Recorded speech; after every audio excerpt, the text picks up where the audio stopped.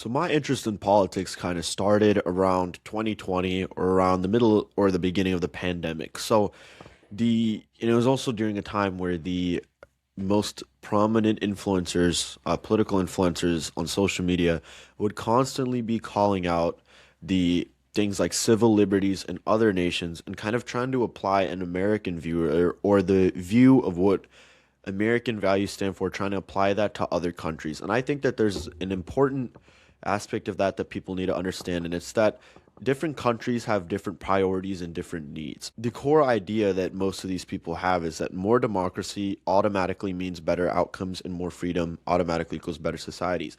And at a certain point, that's definitely the case. That definitely does exist. However, when you actually look at how other countries function in the real world, it doesn't exactly hold everywhere. So, some of these countries aren't solving the same problems. They're constrained by completely different realities. Security is one of the biggest ones, economic structure, and just strength of their own domestic institutions. So these type of constraints are going to shape what the governance in those countries are supposed to look like.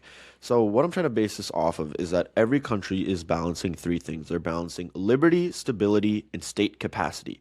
And you can't maximize all three at once. It's one of those things you have to allocate uh, your or you have to prioritize a single one when it's most important. So the real question isn't exactly which system is best. There's no objective best possible system. We really have to look at the trade-offs from each one. And the constraints are definitely these constraints are definitely binding. So the viewpoint you have to have is how are we going to move past it? So the first type of state you kind of have is like these survival states where order will lead to capacity building and freedom isn't necessarily the priority. So the most prominent example of which is El Salvador. So the homicide rate peaked at 103 people per 100,000, which is awful. The country was plagued by gang violence, murder, robbery, violent crime in general. And the state began to lose territorial control over some of their land to these gangs. Then came Nayib Bukele, who ordered mass arrests, emergency powers, and massively expanded his prisons. And while yes, there was definitely a shrinkage of civil liberties, the homicide rate dropped into the single digits, and he still maintains pretty high public support. Now, I obviously understand the humanitarian concerns when it comes to the innocent people that are imprisoned and some of the other civil liberty restrictions because I enjoy a lot of those civil liberties here living in the United States. However, what you have to think about is that the average El Salvadorian isn't complaining about their social media access or complaining about. I mean, I doubt a lot of them were even complaining about due process because you have to think about it realistically. What's the point of being free if everywhere you go is unsafe? If you're at risk of being robbed or assaulted or murdered at any point in time, at any place in the country.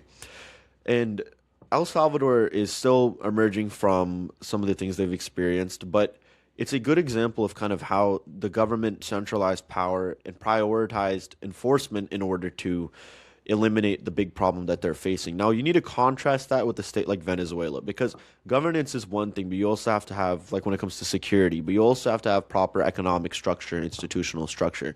So, Venezuela in the early 2000s, or I believe in the 1990s, was incredibly rich because they had the largest oil reserves in the world. Oil was worth a ton of money, and the quality of life was much better than it was today. Now, the question really is what happened?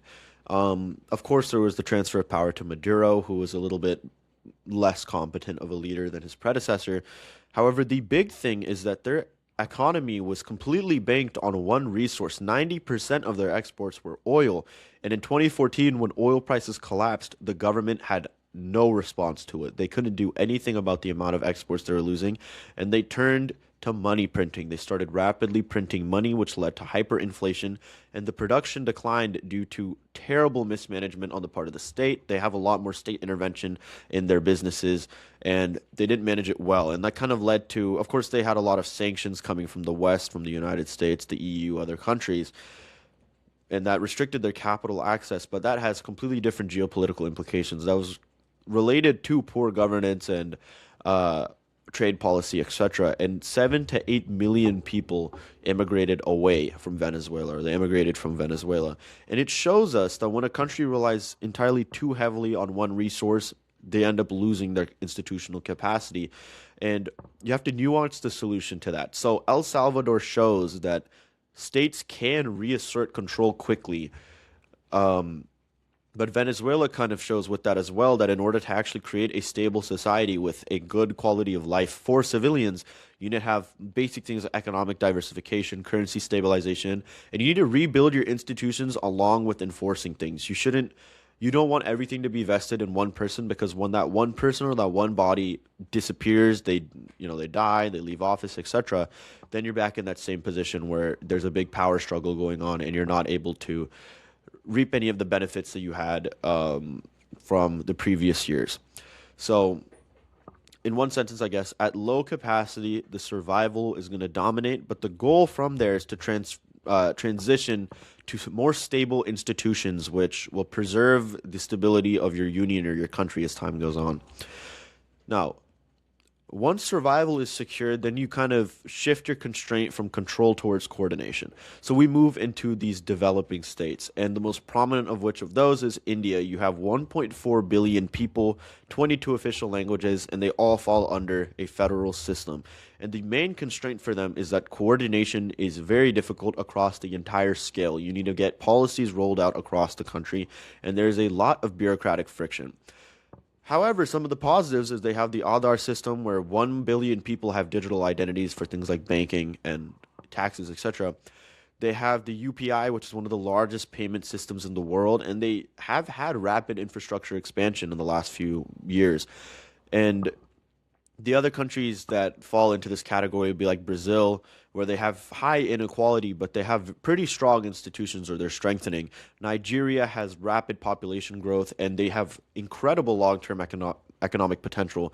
And then Indonesia has decentralization across local governance, which stretches across their 17,000 islands. Sorry. So the solution to a lot of these constraint related things usually has to do with, again, digital systems, which will reduce bureaucracy or the inefficiency of bureaucracy. So the main priority here is going to be efficiency and coordination. Decentralization does improve the responsiveness because it kind of delegates duties to different areas. You're in charge of your district. You're in charge of your district. We're going to give you the tools to do so, but it's your job to distribute or institute whatever the plan is. A lot of this economic growth increases long-term capacity for these governments and economies. So for them, really, the path forward isn't less or more democracy. It's just making governance more scalable. So being able to govern effectively in your different areas with your massive populations. And then I guess like at a mid-tier capacity, the constraint is mainly coordination. However, the upside from that is you have massive growth potential, utilizing your population in order to produce things, specialize, and trade, make a ton of money. So now, then, kind of at these higher levels of development, the problem again shifts from coordination and it moves towards friction, so political friction. And examples of which are going to be these mature liberal states that we have, so like the United States. Of course, the strength that we have is that we have strong constitutional protections. I mean, those are we don't really know the situation for all of those right now. We have an independent judiciary. This is according to the Constitution, by the way. Your own public opinion will be a little different what your opinion on the current administration is. But by our system of governance, with strong constitutional protections, we have an independent judiciary, and we have a decentralized federal system. But these create friction in a lot of places. There are multiple veto points across branches, and polarization is overtaking compromise in a lot of sense to where people are more polarized and not exactly willing to sit across from the table and negotiate. And a lot of the examples of these weaknesses are kind of, especially in the last year, the constant threat and the actual government shutdowns that have happened. There's a major crisis in the debt ceiling, and some major legislation takes years to pass, and the courts tend to step in when legislatures stall. And it's because it's not like the innovation or the ideas don't exist. It's because governance just takes a while because people have to agree on things in order to enact them. And when you look at other liberal states, you look at the United Kingdom, the Brexit vote in 2016 had years of deadlock in It led to the resignation of a prime minister and so many changes within their government. Multiple prime ministers, they had repeated failed parliamentary votes. This went through the system numerous times. And even when these governments have clear mandates, there's still going to be years before a lot of these things translate into actual policy decisions. When you look at France, their pension reform, raising their retirement age to 64, they had nationwide protests, strikes, disruptions, and these things had to pass using executive power. It wasn't perfect. It had to go through the president's office. Um, that kind of showed that even when the government acts, there are public resistance which can slow or reshape outcomes. Germany is another example. I mean, in the current political climate, coalition governments are almost entirely required. Policy is always going to depend on agreements between multiple parties, and they have slower but more stable outcomes. And the consensus does create stability, which is important, but again, it reduces speed, it reduces how quick you're able to roll things out. So the solutions to those is that making sure you have strong institutions which will prevent abuse of power. I think the United States, uh, through its legislation or through the Constitution, through the founding documents, is the strongest at this among these mature liberal states where, again, there are some loopholes which we're seeing political leaders exploit now, but for a long time, they did a very good job of preventing abuse, which plagues a lot of the other countries in the world. Um, Again, it doesn't feel. This is talking in a principle aspect. It's maybe not exactly in action currently, but courts and media usually would enforce accountability before this shift in culture towards things like cancel culture and the politicization of the media. Federal systems do allow for local experimentation. That's important. And then there's gradual reform. At the end of the day, there is gradual reform which will ensure stability. Things are slow, but they're resilient. An example of which is in law enforcement, for example, there's so much private technology, like drones, for example. Drones used for surveillance, for things of all sorts. The police are just starting in some areas to use drones for encounters instead of canines because policy is kind of the last step. Policymakers are always going to be a little bit slower to enact things. It's kind of hard to get ahead, and that's one of the restraints.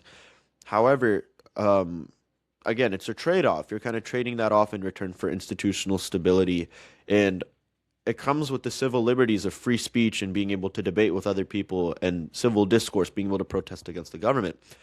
So the main constraint of these kind of levels of stability, is mature liberal states, is agreement because strength is the key in long-term stability, but agreement is what's going to carry you along. So compromise and debate, etc.